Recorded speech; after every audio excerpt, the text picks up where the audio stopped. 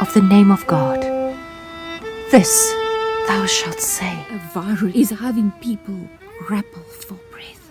The Bible is more prophetic than you can ever imagine.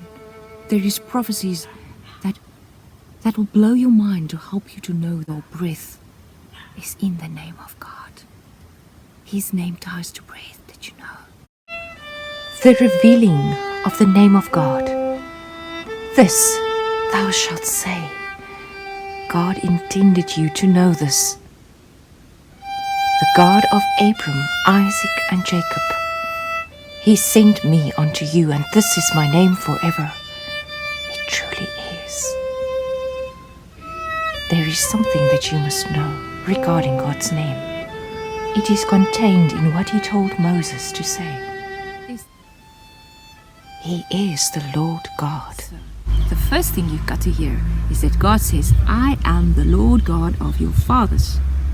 And then he says, the God of Abraham, Isaac, and Jacob. What is it with the Lord God? That is the first part of his identity that he's revealing.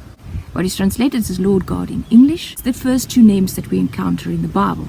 So let's start with the Eli, the first name that we find in the Bible, that's translated as God in the English text.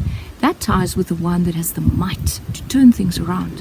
And the very first time we meet that name in the Bible, in Genesis 1, we find that God has turned the darkness, he brought light where there was darkness.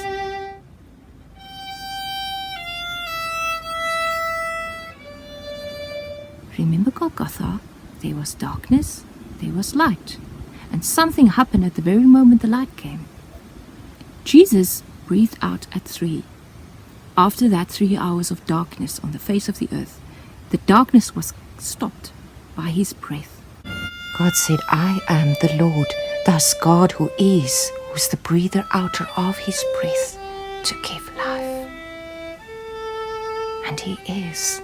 And that is part of his I am character, that I am. because he is the breather outer of his breath to give life. Remember how God gave life in the first place? So God says, I am the breather outer of my breath to give life, and is. And I'm the one that has the might to turn the darkness. And this was fulfilled in Jesus.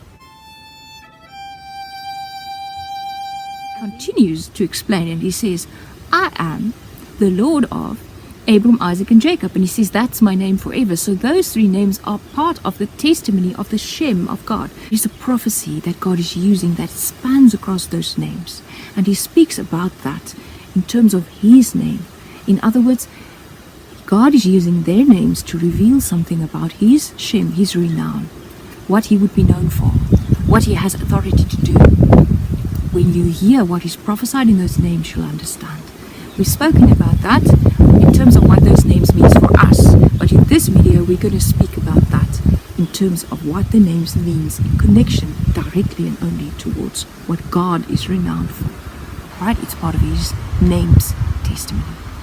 Abram, Isaac, and Jacob.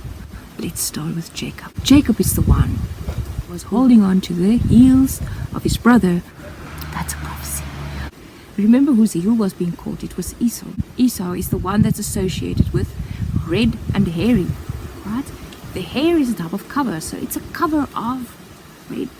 Jacob seized the heel, so that's tied to his name, the heel catcher. Now you think of a heel.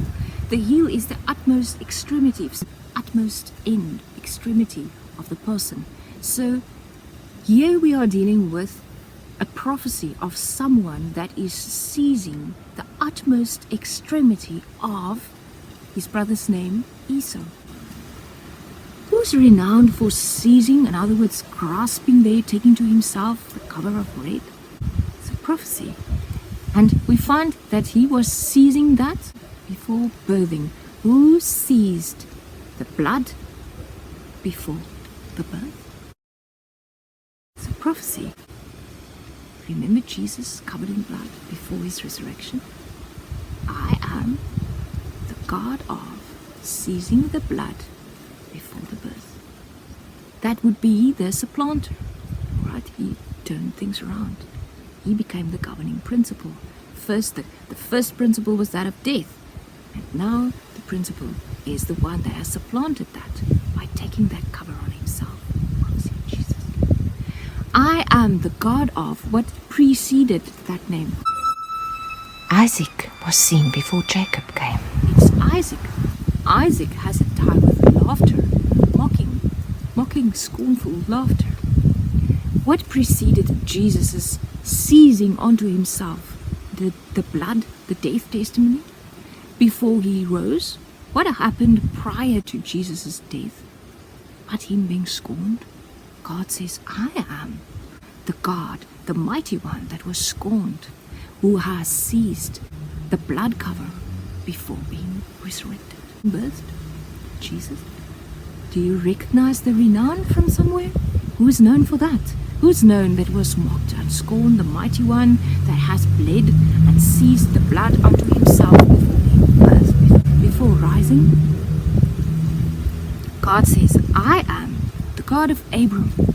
Abram, we find in the father also ties with the chief principle.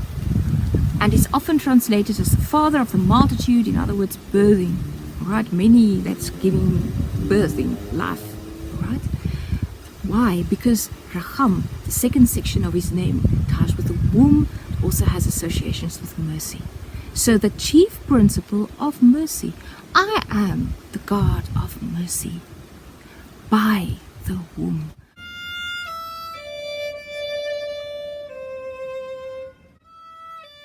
What is it with the womb? If you think in the literal, because God has given us a prophecy in the literal, where do we find the womb? The womb is in the woman. And the woman in the bride has a tie, the Isha has a tie with Isha. Right? The first woman in the Bible is not called Eve. She is first called Isha, and then later by the groom proclaimed Chava. Isha, the woman, is tied with Isha, which means fire. In other words, it's the fire bride, the fiery wrath and justice of God. In the bowels of the fire, there is a womb, there is a tomb of darkness, of death, wherein is entrapped, ensealed, the one that can come from that. It is the womb of mercy, the death testimony of Jesus. Jesus entered the death to give the mercy. Womb before the birthing, dying before resurrection.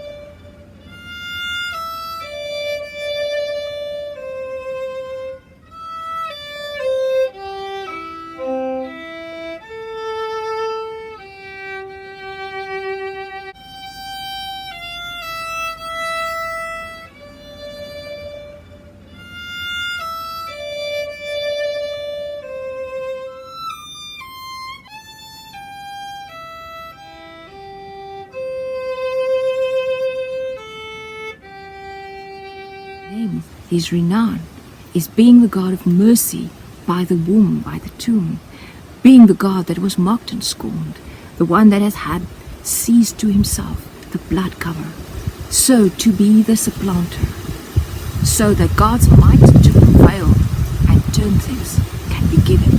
And he sends Moses' resurrection to us trapped in the slavery to death, where we can't get out of by our works, only under the blood of the Lamb. Only under him who has seized death. And God says, that is my name, that's my renown unto all generations. What is the renown of Jesus? What do the Christians love him for? But that he has died and rose. He gave us God's salvation. Jesus' name means Shua, God who has breathed out his breath in the holy name of God that we find in that first section. The one that is the breather out of his breath is the one that is, the one that I am that I am. He exists, he is, he's accomplished, he breathed out and is. And he gives salvation, he gives resurrection. He sends that to us, trapped in death place rule, that no works can get us out of, but him who has bled and held on to, the mighty one of holding and seizing the blood before being birthing, because he is who he is. He is true to himself. The chief principle of death, the womb, stands, but he turned that to the womb of mercy through Jesus, who was mocked and held onto the blood. Isaac, Jacob. That is his renown unto all generations. That is the name of God that you serve if you serve Jesus. For this thou shalt say, this is my name.